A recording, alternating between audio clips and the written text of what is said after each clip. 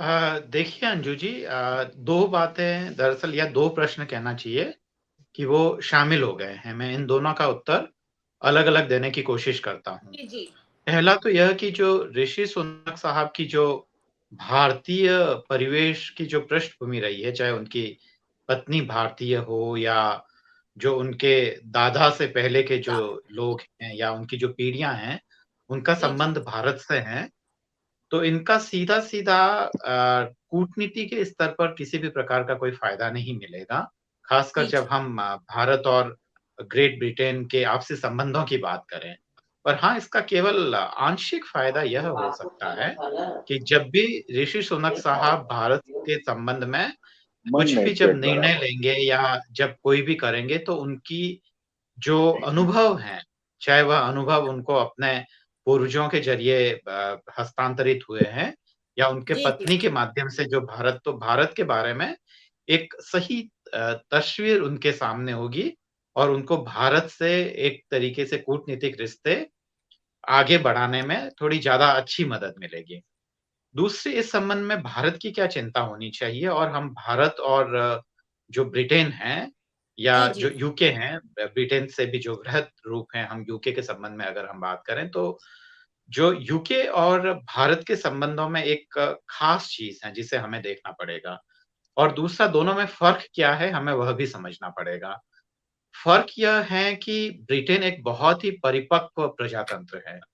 जबकि भारत अभी भी उस परिपक्वता की ओर अग्रसर होने का प्रयास कर रहा है।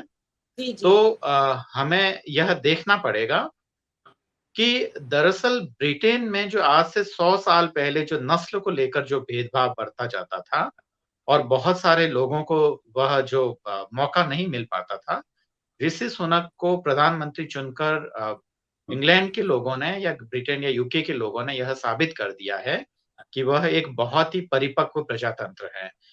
दूसरा सवाल यह है कि भारत जहाँ अपरिपक्व है और उसको अभी भी जाति, धर्म इत्यादि और वह इसी बात से खुश हो रहा है कि ऋषि सुनक साहब वहाँ के प्रधानमंत्री बन गए हैं या कमला हैरिस वहाँ की एक बहुत बड़ी राजनीतिज्ञ हैं, इनका कोई ख़ास नहीं है। ये मूलतः हमारे अपरिपक्व प्रजातंत्र की ओर जी, जी। इशारा करती है।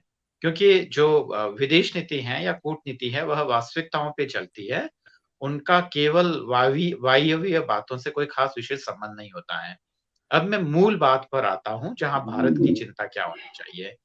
चाहे कोई भी प्रधानमंत्री हो, वह चाहे ऋषि सुनक साहब हो या कोई बोरिस जॉनसन हो या कोई भी हो, भारत को 2-3 क्षेत्रों में अपना हित देखना चाहिए। पहला तो यह कि वह इंग्लैंड से जो तकनीकी हस्तांतरण है, खासकर रक्षा के क्षेत्र में, जी, उसमें जी। सुनक साहब क्या मदद कर सकते हैं और इस मदद में अगर हम उनकी पारिवारिक पृष्ठभूमि का कहीं पर भी डिप्लोमैटिक संबंधों को आगे बढ़ाने में अगर इसका हम उपयोग कर पाएँ, तो उससे बेहतर स्थिति और कोई नहीं होगी। हालाँकि यह एक बेहद मुश्किल काम है, फिर भी हम अगर ऐसा कोशिश करें या खासकर हमारे डिप्लोमैट्स हैं, अगर इस बात को भुनाने में सक्षम रहते हैं, जी, तो ये जी। बहुत अच्छी बात है। हालाँकि यह कठिन कार्य है। और आप हमसे जुड़े रहने के लिए सब्सक्राइब करें YouTube पर, फॉलो करें ट्विटर पर और लाइक करें Facebook पर। और ज्यादा जानकारी के लिए आपको टाइप करना होगा सिर्फ न्यूज नशा।